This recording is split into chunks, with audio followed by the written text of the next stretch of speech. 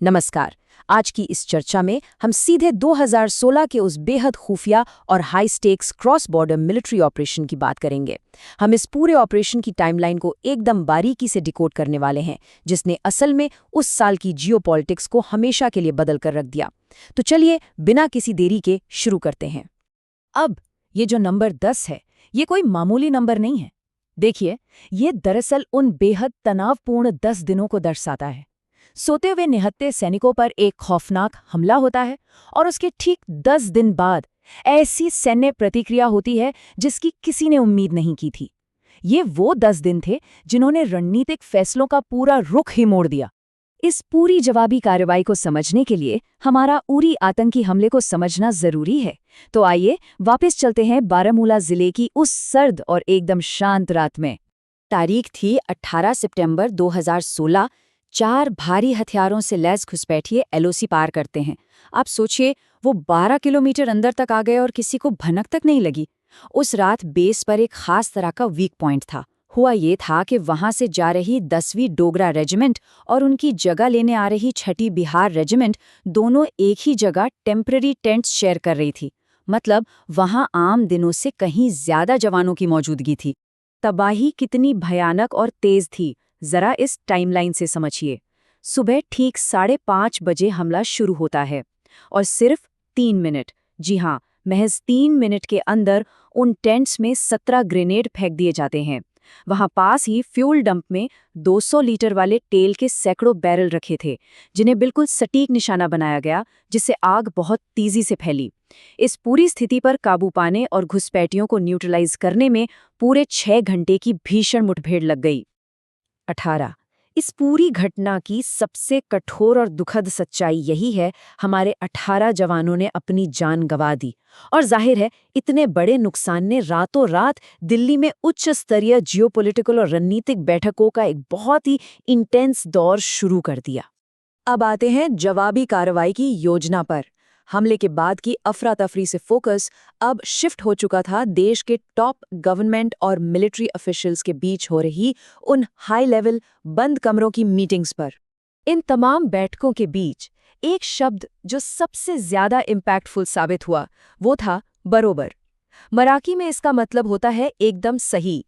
नागरिक और सैनिक दोनों के रिस्क को बहुत गहराई से तौलने के बाद तत्कालीन रक्षा मंत्री मनोहर पारिकर के मुंह से निकला ये एक अकेला शब्द दरअसल इस अभूतपूर्व सैन्य कार्रवाई के लिए एक फाइनल ग्रीन सिग्नल बन गया था।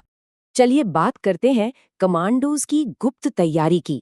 इस ग्रीन सिग्नल के बाद 4 और 9 पैरा स्पेशल फोर्सेस के 25 एलीट कमांडोज को चुना गया और शुरू हुई एक बेहद इंटेंस और सीक्रेट तैयारी।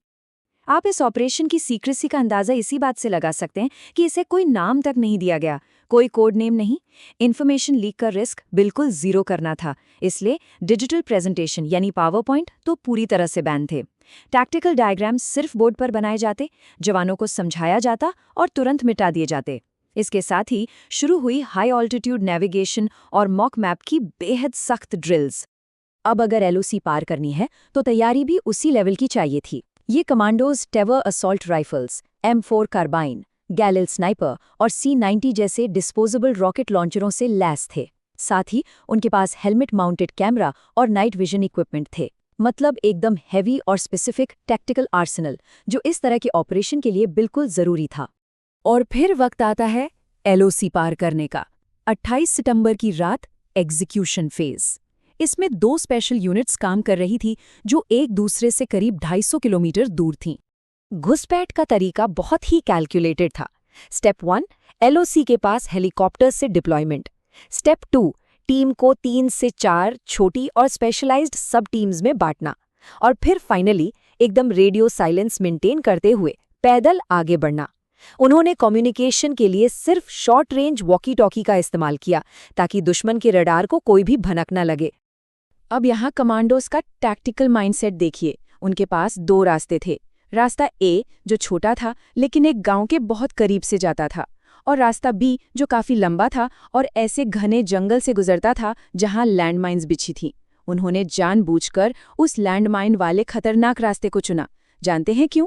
सिर्फ इसलिए ताकि गांव के किसी कुत्ते के भौंकने की आवाज से भी दुश्मन अलर्ट ना हो जाए। इसे कहते हैं असली प्रेजेंस ऑफ माइंड। लेकिन देखिए, मुश्किलें कम नहीं थीं। उस लैंडमाइन वाले जंगल में अचानक पाकिस्तानी पोस्ट की तरफ से इल्यूमिनेशन राउंड्स फायर किए गए और रात का वो घना अंधेरा एकदम दिन की तरह रोशन हो गया। उस वक्त उन कमांडोज को अपनी जगह पर बिल्कुल बर्फ की तरह जम जाना पड़ा। जरा सोचिए, उस 20 मिनट के इंतजार का तनाव, एक भी हलचल और पूरा का पूरा मिशन खतरे में पड़ सकता था। इसके बाद आता है सर्जिकल स्ट्राइक का मेन फेज। एलओसी के 3 किलोमीटर पार स्थित उन 7 आइडेंटिफाइड लॉन्च पैड्स पर कोऑर्डिनेटेड हमले का समय। यूनिट 1 का अप्रोच एकदम साइलेंट और डेडली था। उन्होंने बरेटा 9mm पिस्टल का इस्तेमाल करके खामोशी से दुश्मनों को गिराया और आधे घंटे से भी कम समय में ग्रेनेड का इस्तेमाल करके उन लॉन्च पैड्स को पूरी तरह से क्लियर कर दिया। और हाँ, इसी बीच पीछे से एम्बुश करने की कोशिश कर रहे 2 घुसपैठियों को भी उन्होंने तुरंत न्यूट्रलाइज कर दिया। इधर यूनिट 1 साइलेंटली काम कर रही थी, लेकिन यूनिट 2 का तरीका थोड़ा अलग था। जैसे जैसे सुबह हो रही थी, उन्होंने रॉकेट लॉन्चरों से भारी हमला किया। उनका सीधा निशाना थे फ्यूल और गोला बारूद के डिपो। जब उन पर अटैक हुआ तो इतने बड़े पैमाने पर सेकेंडरी एक्सप्लोजन्स हुए कि वो पूरे एडमिनिस्ट्रेटिव बेस बस मलबे में तब्दील हो गए। अब रुख करते हैं इस ऑपरेशन के परिणाम और प्रभाव की ओर। रात का मिशन तो खत्म हुआ, लेकिन दिन के उजाले में वापसी का सफर और भी खतरनाक होने वाला था। दिन के उजाले में एक्सट्रैक्शन सबसे ज्यादा रिस्की था। वापसी के आखिरी 4 से 5 किलोमीटर के रास्ते में एक लैंडमाइन की चपेट में आने से 2 कमांडो घायल हो गए। शुक्र है चोटें जानलेवा नहीं थीं। ऐसे नाजुक मौके पर एलओसी पर मौजूद बैकअप टीम तुरंत एक्शन में आई।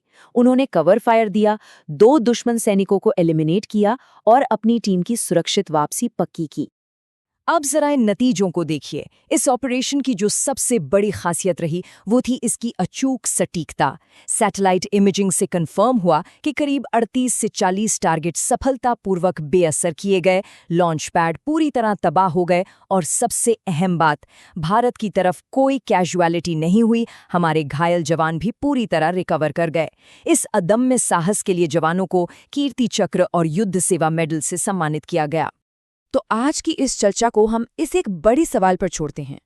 अगर एक इकलौता टैक्टिकल ऑपरेशन जवाबी कार्रवाई के पूरे सिद्धांत यानी डॉक्ट्रिन ऑफ रिटेलिएशन को इस तरह बदल सकता है, तो क्या ये भविष्य के भू राजनीतिक और सीमा विवादों को हमेशा के लिए रिडिफाइन नहीं कर देता? इस बारे में जरूर सोचिएगा।